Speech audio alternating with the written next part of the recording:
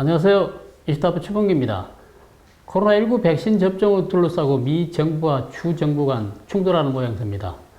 미 정부가 100인 이상 사업장에 근무하는 8,400만 명에 대해 내년 1월 4일까지 백신 접종을 완료하라는 명령을 내린 가운데 오하이오 등 주정부 법무부 장관들은 백신 접종 의무화에 맞서 미 정부 상대로 소송을 제기하겠다고 밝혔고, 미국 질병통제예방센터는 갑자기 백신의 정의에서 면역을 삭제해 논란이 되고 있습니다.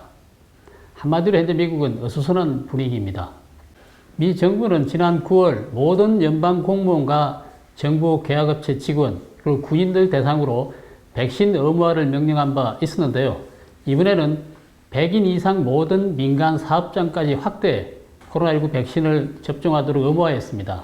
미국 산업안전보건청은 현지 시각 4일 100인 이상 직원이 근무하는 사업장 등 모든 민간 기업에 대해 내년 1월 4일까지 직원들의 코로나19 백신 접종을 완료하라고 명령했습니다. 이번 명령으로 민간 기업 직원 8,400만 명이 강제 접종을 해야 할 처지에 놓였습니다. 백신을 접종하지 않는 직원들은 매주 코로나19 검사를 받아서 음성 판정 증빙서를 제출해야 되고, 업무 중에는 마스크를 반드시 착용해야 합니다. 백신을 접종하면 이 의무에서 면제된다고 하죠. 만약 이 규정을 위반하면 위반 사례 한 건당 14,000달러, 하나로 약 1,660만 원의 벌금을 물 수가 있습니다. 벌금 액수가 장난이 아닙니다.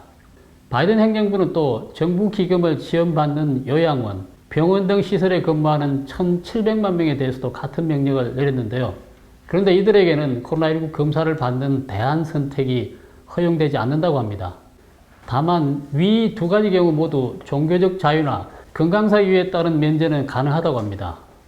이번 조치는 원래 12월 8일이 종료될 예정이었으나 접종 완료 시한을 늦춰달라는 기업들의 요청이 여러 차례 있어서 종료 시점을 약 한 달가량 늦췄다고 합니다. 한편 산업안전보건청은 100인 이하 규모의 사업장까지 확대해서 백신 접종 명령을 실시할 여부를 놓고 현재 여론 수렴 중인 것으로 알려졌습니다. 아마도 모든 사업장으로 확대해서 실시하려고 하는 것 같습니다. 백악관은 산업안전보건청의 명령이 관련법에서 허용한 권한을 넘어서지 않았고 중대한 보건 산업안전 위험으로부터 근로자들을 보호하도록 한 법 규정에도 부합한다고 했습니다. 아울러 이번 조치가 고용주가 직원들에게 백신 접종, 마스크 착용, 코로나19 검사 등을 의무화하지 못하도록 한 주정부 법보다 우선한다고 밝혔습니다. 주정부 차원에서는 거부할 수 없다는 점을 명확히 한 것인데요. 그러나 공화당 소속 주지사와 법무부 장관들은 이를 순순히 따르지 않고 있습니다. 지난달 11일 그레그 에벗 텍사스 주지사는 텍사스 내의 모든 기업의 직원이나 이용객에게 백신 접종이나 접종 증명서 제시를 요구하지 못하도록 한 바 있었습니다. 연방정부의 명령이 헌법에 위배되며 권한을 지나치게 남용해 주정부에 개입한다며 텍사스 등 총 19개 주에서 연방공무원과 정부 계약업체 직원들에게 백신을 반드시 맞도록 한 바이든 행정부의 명령의 집행정지 가처분 신청을 법원에 제기하기도 했습니다. 이번 산업안전보건청의 백신 의무화 명령 발표를 놓고 공화당 차원에서 법적 대응을 준비하고 있다고 합니다. 공화당 전국위원회는 이번 명령을 일선 근로자, 긴급 대응자인 경찰, 구급대원, 소방관과 중소기업, 그리고 미국인의 권리에 대한 공격으로 규정하고 바이든 행정부를 상대로 소송을 제기할 것이라고 합니다. 민간기업 외에 병원, 헬스케어 업체들도 난색을 보이고 있다고 합니다. 이미 일손이 부족한 상황에서 백신 접종을 강요하면 그나마 있던 직원들마저도 떠나게 돼 인력은 더 줄어들 것이라고 우려하고 있습니다. 이 같은 반대의 움직임에도 불구하고 미 행정부는 백신 접종 의무화를 강행하고 있습니다. 바이든 대통령은 의무화를 하지 않으려 했지만 우리가 이 전염병을 완전히 떨쳐내기에는 미접종자가 너무 많다고 지적하고 나섰죠. 이 발언은 바이든 대통령이 모든 미국인에게 백신 접종 혹은 코로나19 지속이라는 양자택일 개념으로 접근하고 있으며 백신을 반드시 맞게 하겠다는 강력한 의지가 담긴 것으로 풀이됩니다. 한편 코로나19 백신 접종을 내년 1월 4일까지 완료하려는 바이든 행정부를 상대로 소송이 이어지고 있습니다. 오하이오, 켄터키, 테네시 등 3개 주 법무부 장관은 백신 접종 의무화에 맞서 바이든 정부를 상대로 소송을 제기하겠다고 밝혔습니다. 공화당 소속인 테네시 법무부 장관은 우리가 개입하지 않는다면 테네시주 연방 계약자들은 전체 근로자들에게 백신 접종을 요구하거나 잠재적인 블랙리스트 작성, 그리고 미래 연방 계약의 손실에 직면하게 될 것이라고 소송 이유를 밝혔고, 데니얼 캐머런 켄터키 법무부 장관은 백신 의무화가 연방정부의 권한을 넘어선 것이라는 입장을 밝혔습니다. 데이브 요스트 오하이오 주 법무부 장관도 비슷한 의견을 냈습니다.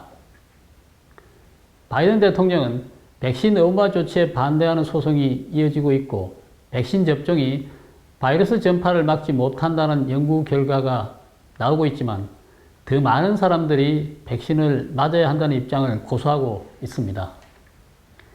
3개 주 외에 미주리주와 애리조나주, 사우스다코타주도 법적 대응을 준비하고 있습니다.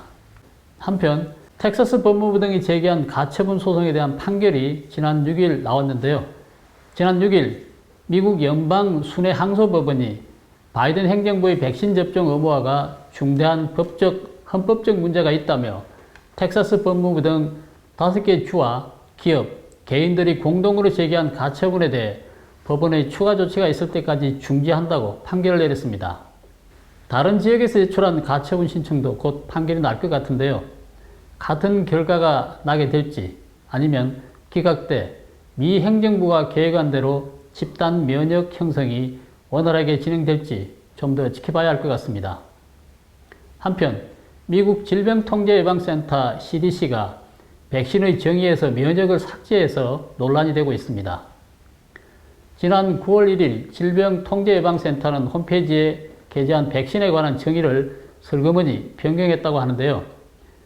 정의를 변경한 목적이 내부 이메일을 통해 밝혀진 것입니다.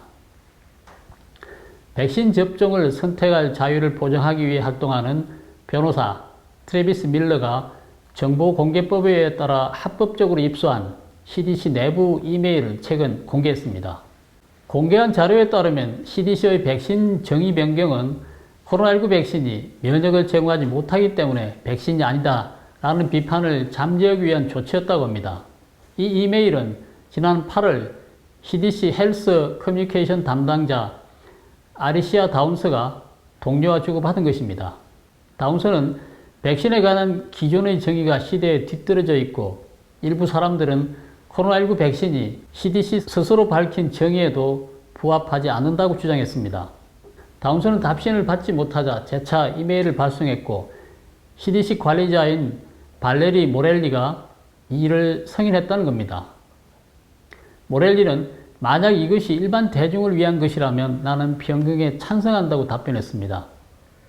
현재 CDC는 해당 이메일의 진위와 관련해서 아무런 의견도 내놓지 않고 있다고 합니다. 변경 전에는 백신은 특정 질병에 대해 면역을 생성해 사람을 그 질병으로부터 보호하고 면역 체계를 활성화하는 기능을 가진 제품이라고 정의했습니다. 그런데 이번에 질병에 대한 신체의 면역 반응을 자극하기 위해 사용되는 준비물로 변경됐습니다. 면역을 생성해 준다는 표현이 삭제된 것을 알 수가 있습니다. 면역은 인체가 생성하는 것이며 백신은 이를 자극할 뿐이라는 CDC의 새로운 백신 정의는 지금까지 일반적으로 알고 있는 백신 개념과 큰 차이가 있습니다. 이와 함께 CDC는 접종에 대한 정의도 바꿨습니다. 당초 접종은 특정 질병에 대한 면역을 생성하기 위해 신체 백신을 투여하는 행위였는데 새로운 정의에서는 특정 질병에 대한 보호를 생성하기 위해 신체 백신을 투여하는 행위로 바꿨습니다. 여기에서도 면역이 빠지고 보호라는 단어가 들어갔습니다. CDC는 별도의 공지나 언론 발표 없이 백신의 정의를 슬쩍 변경했습니다. 그래서 더 큰 논란이 되고 있다고 합니다. CDC 대변인은 에포크타임스에 보낸 이메일에서 새로운 정의는 더 투명하며 오해의 여지가 없다고 주장했다고 합니다. 백신 제조사와 보건당국은 백신 출시 초기 코로나19 백신이 감염으로부터 매우 높은 보호 효과를 가졌다고 홍보해 왔습니다. 그러나 접종 시작 후 집계한 데이터에 따르면 보호 효과는 수개월 만에 급락하는 것으로 나타났습니다. 그래서 현재 제약사와 보건당국은 부스터샷의 필요성과 함께 돌파 감염 등이 있더라도 백신을 맞으면 중증으로 진행되지 않는다는 점을 강조하고 나선 것입니다.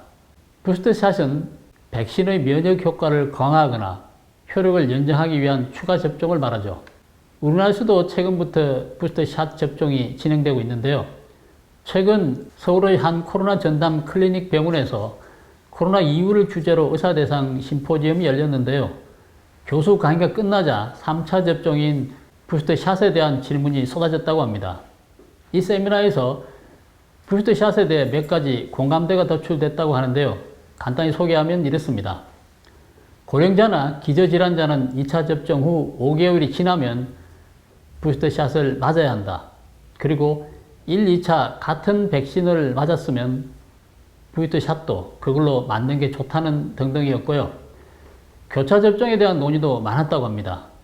다른 백신을 추가 접종하면 항체 생성량이 동일 백신 접종 때보다 많다는 연구 결과가 있지만 국내에서 교차 접종을 해도 돌파 감염되는 사례도 적지 않다고 합니다.